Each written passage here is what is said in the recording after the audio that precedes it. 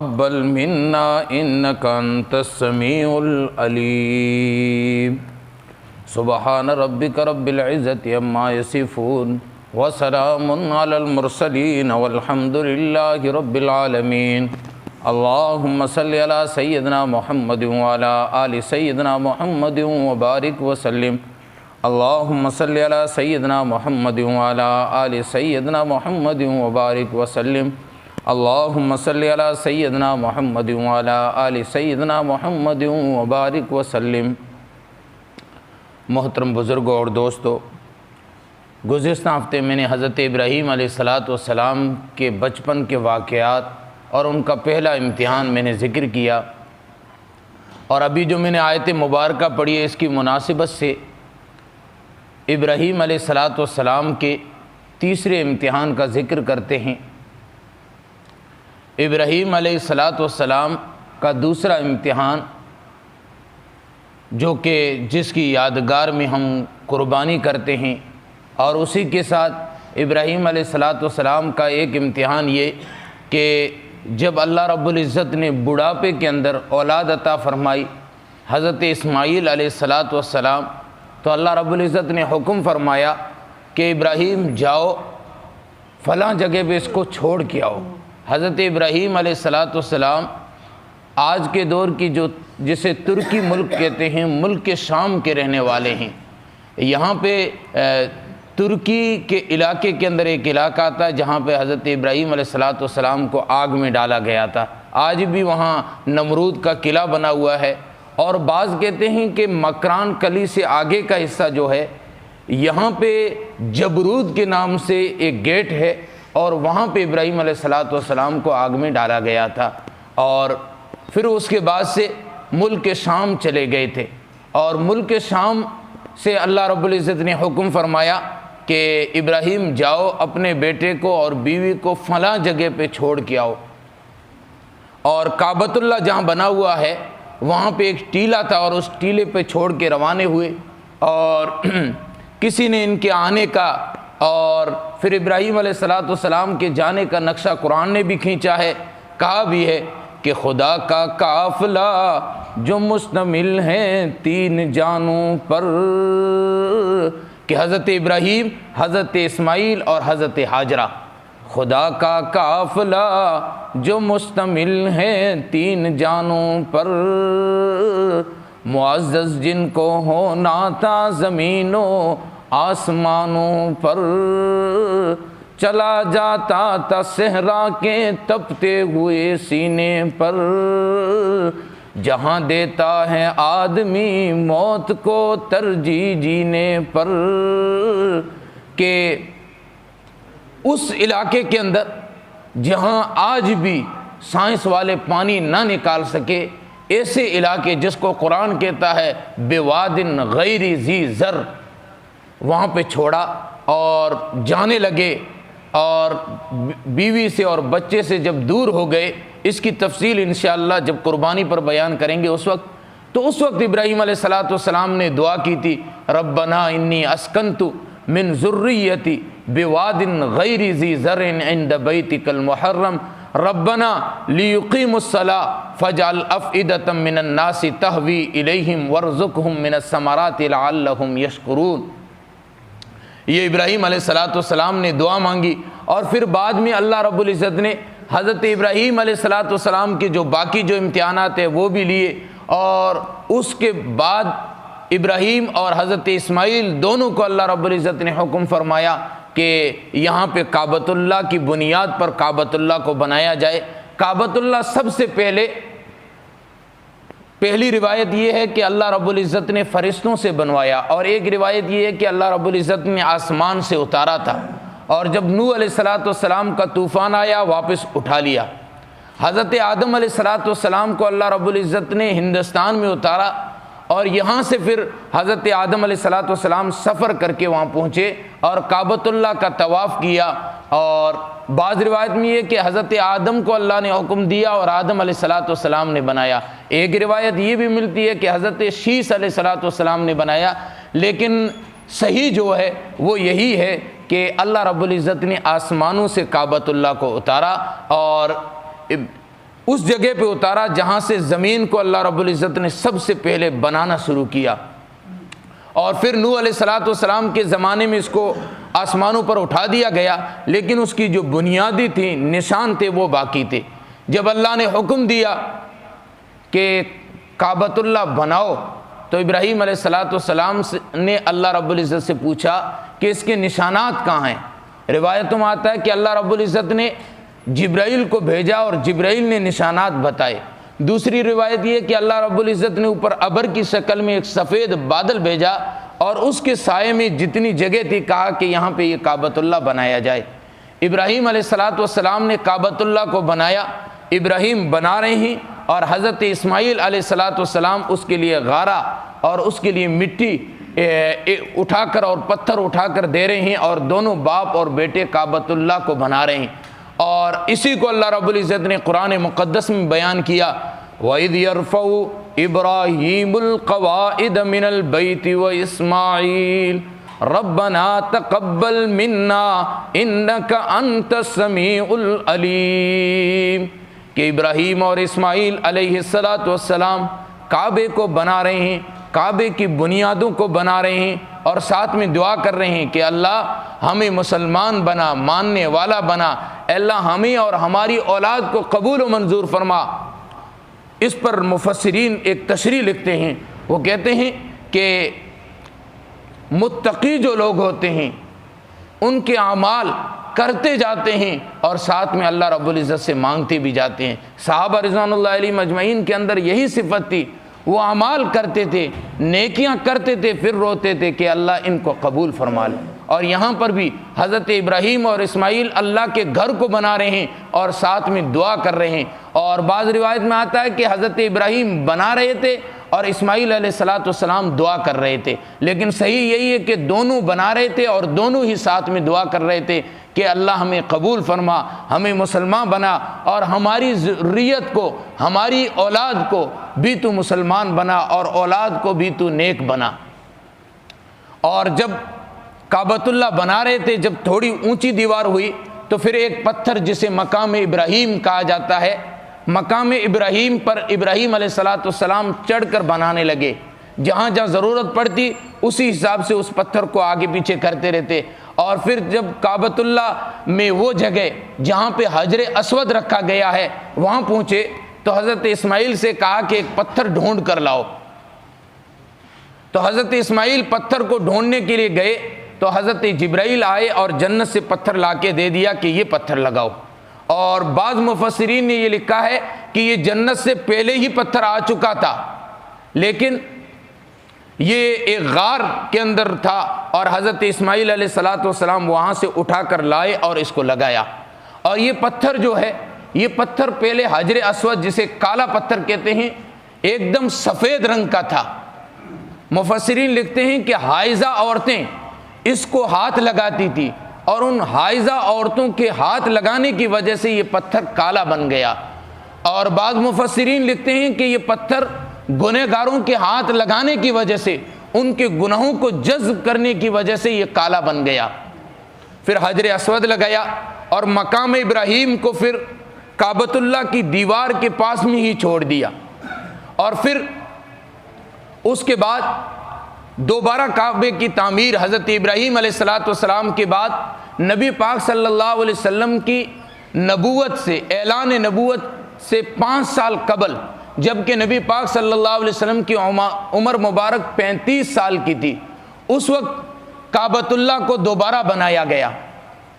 بعض کی رائے تھی کہ اسے توڑا نہ جائے بلکہ صحیح کیا جائے،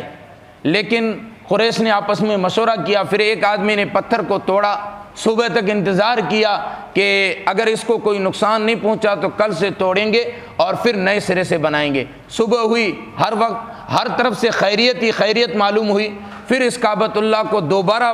توڑ کر، اور ایک آدمی نے جو ابراہیم علیہ السلام کی بنیاد ہے سبز رنگ کے پتھر میں، اس کو توڑنا چاہا، کدال ماری تو جیسے وہ پتھر ہلے اسی طرح پوری زمین جو مکے کی زمین ہے وہ ہلنے لگ گئی۔ وہ سمجھ گئے کہ یہاں سے آگے اللہ کا حکم نہیں ہے۔ پھر دوبارہ کعبۃ اللہ کو بنایا گیا اور اس میں تقسیم کیا گیا کہ فلاں حصہ یہ قبیلہ بنائے گا، فلاں حصہ یہ قبیلہ بنائے گا، فلاں حصہ یہ قبیلہ بنائے گا۔ اسی طرح قبائل کے اندر یہ طے ہوا کہ بھائی فلاں فلاں قبیلہ بنائے گا۔ اور چھت کے لیے اللہ رب العزت نے انتظام کیا کہ ایک کشتی ان کو کہیں سے مول مل گئی اور اس کشتی کی لکڑیوں کو کاٹ کر چھت بنائی گئی۔ جب باری آئی حجر اسود رکھنے کی تو آپس میں سب لڑنے لگ گئے کہ ہم رکھیں گے، کیونکہ سب چودھری لوگ، بڑے لوگ، ہماری زبان میں بولتے ہیں بڈیرے لوگ تھے، بڑے لوگ تھے، سردار لوگ تھے، آپس میں لڑنے لگے، یہاں تک کہ آپس کے اندر لڑائی ہو گئی۔ تو پھر آخر میں ایک آدمی نے مشورہ دیا کہ ہم کسی کو فیصل بناتے ہیں، وہ جو فیصلہ کرے گا اسی کو مان لیں گے۔ تو کہا فیصل کس کو بنایا جائے؟ کہا کل سب سے پہلے جو کعبۃ اللہ میں آئے گا، یہاں جو آئے گا مطاف میں، اسی کو بنایا جائے گا۔ سب سے پہلے جناب محمد رسول اللہ صلی اللہ علیہ وسلم پہنچے اور لوگ مانتے تھے کہ یہ امین ہے، صادق ہے، امانت کی مثال ہے اور صداقت کی برہان ہے۔ کہا کہ یوں ہمارے اندر مشورہ ہوا ہے، اب آپ طے فرمائیں کیا کیا جائے۔ تو نبی پاک صلی اللہ علیہ وسلم نے ایک موٹا کپڑا منگایا اور حجر اسود اٹھا کر اس کپڑے میں رکھا، اور جتنے بھی سرداران قوم تھے، بڑے لوگ تھے، سب کو بلایا، کہا کہ کونا کونا پکڑو۔ سب نے کونا پکڑا اور اس کو اٹھایا، اور نبی پاک صلی اللہ علیہ وسلم نے پھر اپنے ہاتھوں سے اٹھا کر اس کو جہاں رکھنا تھا وہاں رکھ دیا۔ تو یہ لڑائی جو تھی یہ بھی ختم ہو گئی اور حجر اسود اپنی جگہ پہ رکھا جا چکا۔ پھر اس کے بعد نبی پاک صلی اللہ علیہ وسلم کی ایک حدیث جس میں اللہ کے رسول صلی اللہ علیہ وسلم فرماتے ہیں، اما عائشہ روایت کرتی ہے، جس کو حضرت عبداللہ بن زبیر نے اپنی خالہ سے بیان کیا ہے، اللہ کے رسول فرماتے ہیں کہ قریش نے جو کعبۃ اللہ بنایا اس میں حتیم کی جگہ کو باہر چھوڑ دیا۔ میرا جی چاہتا ہے کہ کعبۃ اللہ کو ابراہیم علیہ السلام کی بنیادوں پر بناؤں، لیکن یہ لوگ ابھی ابھی مسلمان ہوئے ہیں، اگر میں ایسا کروں گا تو ان کی دل شکنی ہو جائے گی، یہ واپس کفر کی طرف نہ چلے جائیں، اس وجہ سے کہا کہ یہ میری خواہش ہے لیکن میں ایسا نہیں کرتا۔ اور جب اس سے آگے حضرت عبداللہ بن زبیر نے اپنے زمانے کے اندر کعبۃ اللہ کو بنایا ہے، نبی پاک صلی اللہ علیہ وسلم کے جانے کے 50 سال بعد، یعنی تقریباً 60 ہجری میں، یہ اس وقت 61 ہجری میں، اس وقت جب کہ حضرت حسین رضی اللہ تعالیٰ عنہ شہید ہوئے تھے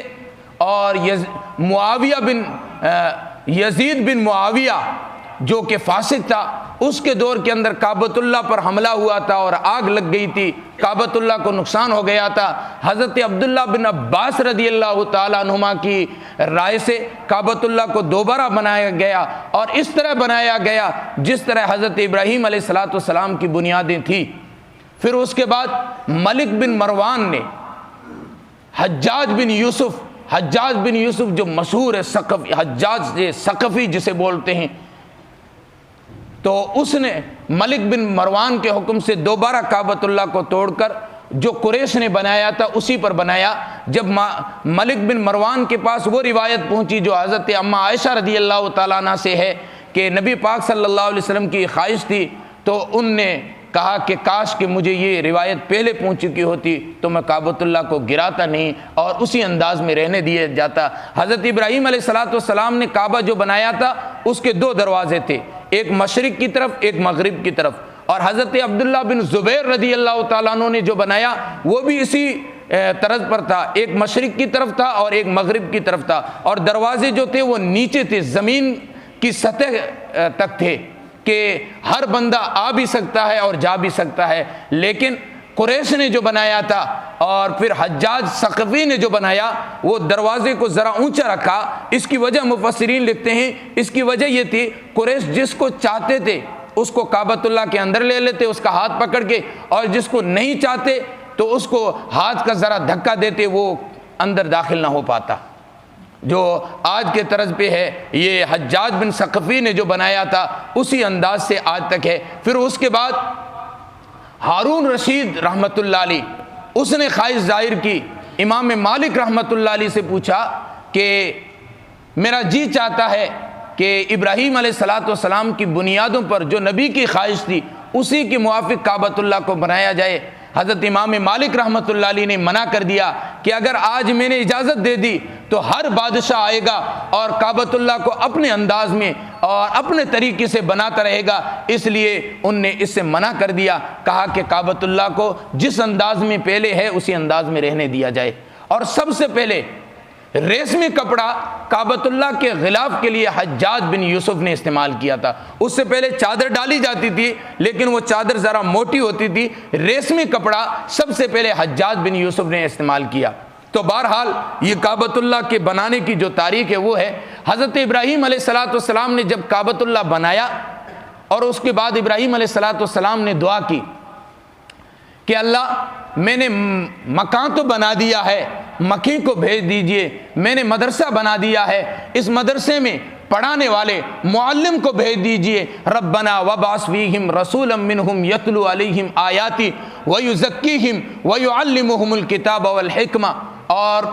جب کعبۃ اللہ کو بنا چکے، یہ جو آیت ہے اس کی تشریح انشاءاللہ اگلے ہفتے، اور جب کعبۃ اللہ کو بنا چکے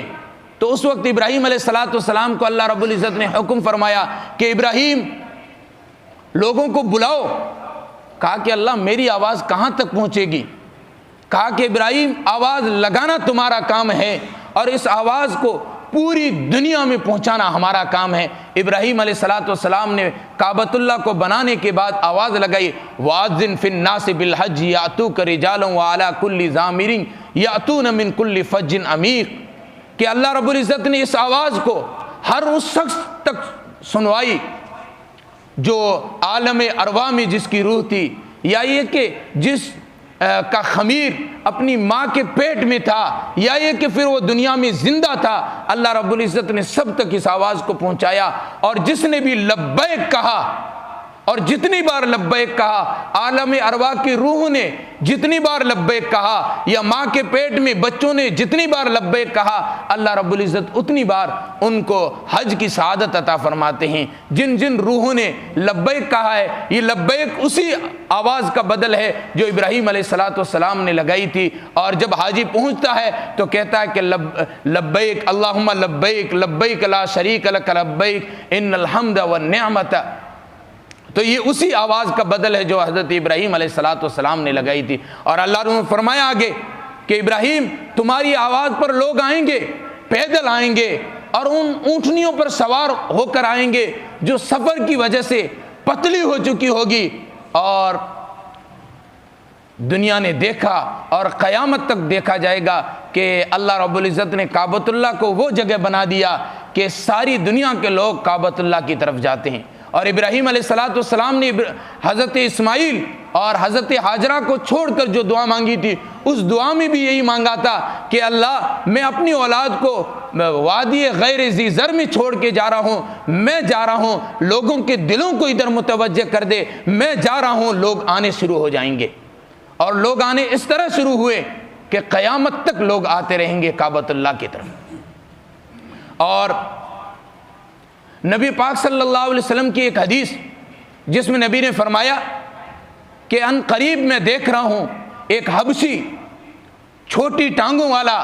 ٹیڑھے ہاتھوں والا، گنجے سر والا، وہ آئے گا اور کعبۃ اللہ کو توڑے گا۔ یہ نبی پاک صلی اللہ علیہ وسلم نے ارشاد فرمائی۔ مفسرین اس کے تحت لکھتے ہیں کہ یہ واقعہ ابھی تک تو نہیں ہوا ہے، یہ یاجوج ماجوج کے زمانے میں ہو سکتا ہے۔ اللہ رب العزت اس واقعے کو دیکھنے سے پہلے ہماری زندگیاں اللہ رب العزت مکمل فرمائے، ان فتنوں سے اللہ رب العزت ہم سب کو بچائے اور ہمارا خاتمہ بالخیر فرمائے۔ اللہ رب العزت بار بار ہمیں اپنے گھر کی زیارت نصیب فرمائے، اور وہ گھر بھی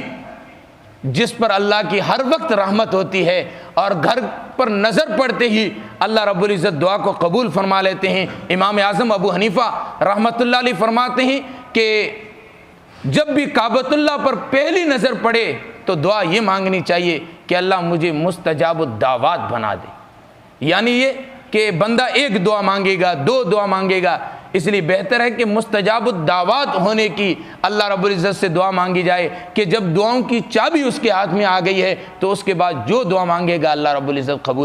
قبولیت عطا فرما دیں گے۔ تو اللہ رب العزت ہمیں اپنے گھر سے الفت عطا فرمائے، محبت عطا فرمائے، ہماری زندگی میں بار بار اللہ رب العزت اپنے گھر کو دیکھنے کی توفیق عطا فرمائے۔ وآخر دعوانا الحمدللہ رب العالمین۔